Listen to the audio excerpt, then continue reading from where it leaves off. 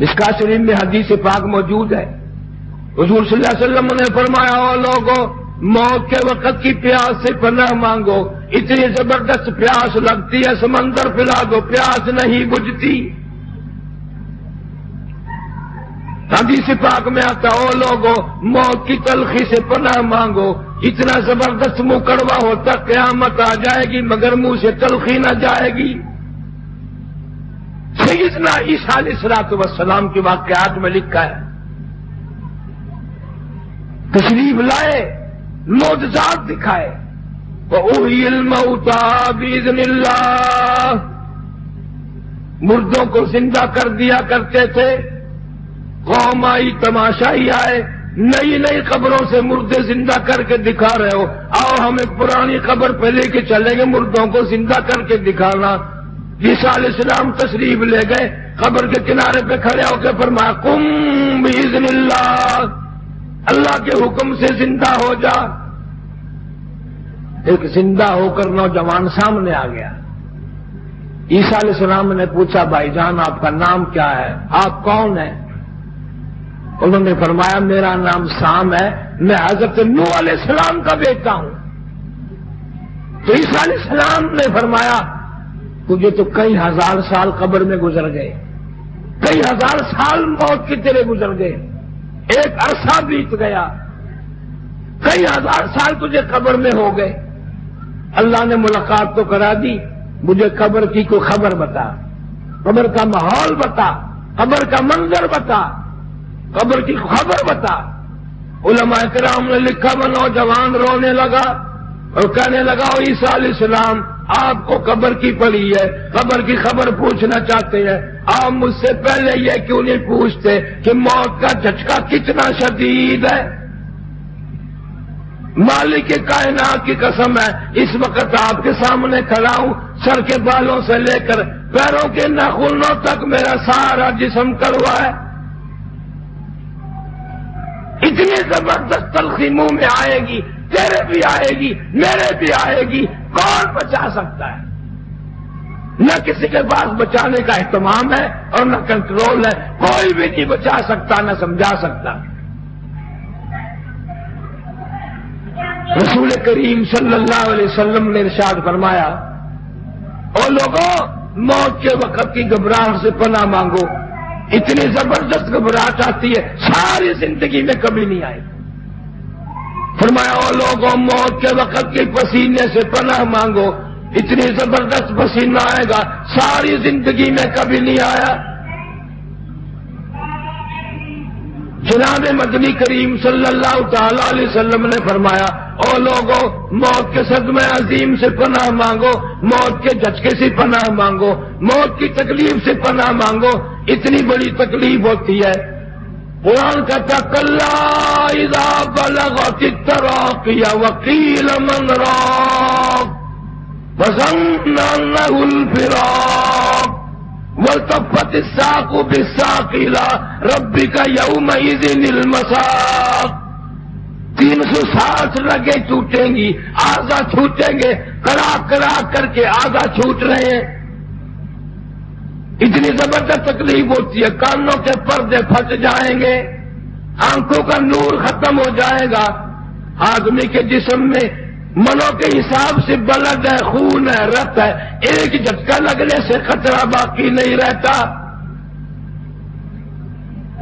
حضور کریم صلی اللہ علیہ وسلم نے ارشاد فرمایا او لوگوں موت ایک دفعہ آتی ہے بار بار نہیں آتی، اس کی تیاری کرنی پڑتی ہے، اس کے لیے کچھ اعمال کرنے پڑتے ہیں، جس کے جھولی میں اللہ رسول کا پیغام ہوگا وہ دنیا اور آخرت میں کامیاب ہوگا۔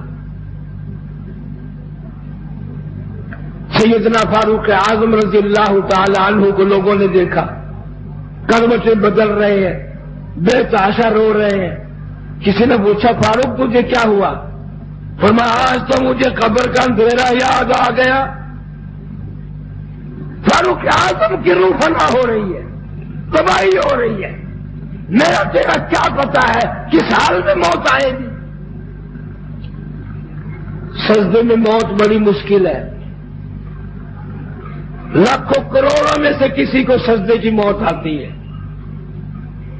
ہیرا رحیم یار خان مولانا عبدالغنی صاحب رحمت اللہ علیہ نے مغرب کی جماعت کرائی. یہ غریب مولوی جن کو تم ذلیل سمجھتے ہو، موٹے چھوٹے کپڑے، موٹا موٹا کھانا پینا، خدا کی قسم مغرب کی جماعت کرائی. بعد میں 2 سنتیں پڑھنے لگے. پہلی رکعت کے پہلے سجدے میں موت آ گئی، سبحان ربی الاعلیٰ پڑھتے ہوئے موت آ گئی، اللہ کے دربار میں سجدہ کرتے ہوئے موت آ گئی، وضو کے ساتھ موت آئی، دربار الہی میں موت آ گئی، اللہ اور اس کے رسول کے احکام کی بجاوری کرتے ہوئے موت آ گئی. اب جو لوگ نماز نہیں پڑھتے دل ان کا بھی کرتا ہے کہ سجدے کی موت مل جائے، لیکن ملے گی کیسے؟ ملے گی کیسے؟ سینکڑوں ہزاروں میں سے ایک کو کلمہ پڑھتے ہوئے موت آتی ہے، قرآن پڑھتے ہوئے موت نہیں آتی لوگوں کو. صحابہ کرام رضوان اللہ تعالی علیہ مجمعین کی پوری جماعت قرآن پڑھتی ہوئی موت آئی ہے. سب کی تمنا تھی، آرزو تھی، حسرت تھی، میری موت قرآن پڑھتے ہوئے آئے. اور واقعات ہیں، حضور کریم صلی اللہ علیہ وسلم نے حضرت عثمان رضی اللہ تعالی عنہ سے پوچھا تجھے دنیا میں کیا چیز پسند ہے؟ انہوں نے کہا بس یا رسول اللہ ایک ہی چیز پسند ہے، اللہ کا قرآن ہو، میری زبان ہو، پڑھتے پڑھتے موت آئے. اللہ کا قرآن ہو، میری زبان ہو، پڑھتے پڑھتے موت آئے. اسی پر خاتمہ چاہتا ہوں. بادشاہ بھی بنے، خلیفہ رسول بھی بنے، نبی کے داماد بھی بنے. میں تمہیں قسم اٹھا دیتا ہوں حضرت عثمان کی موت قرآن پڑھتے پڑھتے آئی. قرآن پڑھتے پڑھتے عثمان کو شہادت ملی. سب سے پہلے وار جو کیا، خون کا دھارا، خون کا فوارہ اللہ کے قرآن پہ جا کے پڑا. عثمان کا گواہ قرآن ہے، عثمان کا گواہ اللہ کا قرآن ہے. میرے اوپر خون پڑا، میرے اوپر لہو کی دھار پڑی، میں گواہ ہوں کہ شہید کیا گیا اور مدینہ پاک میں شہید ہوا. مظلوم مدینہ عثمان ذی النورین رضی اللہ تعالی عنہ. تمہیں ان لوگوں کا مرنا پسند نہیں؟ لوگ مزاجن رشک نہیں کرتے کہ ایسی موت آنی چاہیے.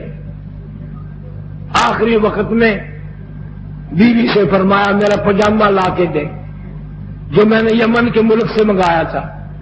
تو بیوی نے کہا کہ ساری زندگی میں پاجامہ پہنا نہیں، آج کیا بات ہے، پاجامے کی ضرورت کیسے پڑ گئی؟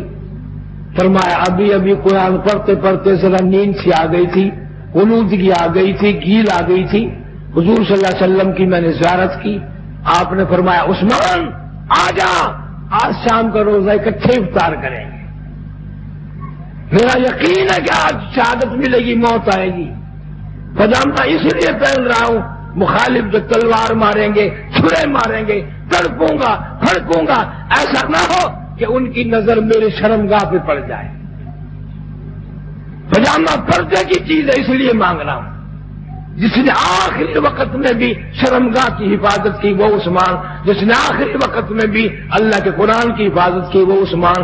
اور وہ کہتا ہے کہ میں ساری عمر میں قسم کھاتا ہوں میں نے جھوٹ کبھی نہیں بولا. آج عثمان کے ماننے والے صحابہ کرام کے خادم غلام کمر باندھ رکھی ہے کہ جھوٹ بولتے بولتے مریں گے. عورتیں بھی مرد بھی اسی بات پر کھڑے ہیں. کیسے لوگ تھے؟ حضرت معاذ ابن جبل رضی اللہ تعالی عنہ مدینے میں موت آ رہی، اللہ کرے میری تیری موت بھی مدینے میں آئے. یہ سارا شہر پاکستان جو مدینہ مدینہ کرتا پھرتا ہے نا، ان کو مدینے مرنے سے بڑی ڈر لگتا ہے، مدینے کی موت سے بڑا ڈر لگتا ہے، بڑے گھبراتے مدینے کی موت سے. دل تو ہے نہیں مدینے میں، کراچی کے شہروں میں گلیوں میں دل پھرتا ہے، کیسے مدینے میں موت آئے گی؟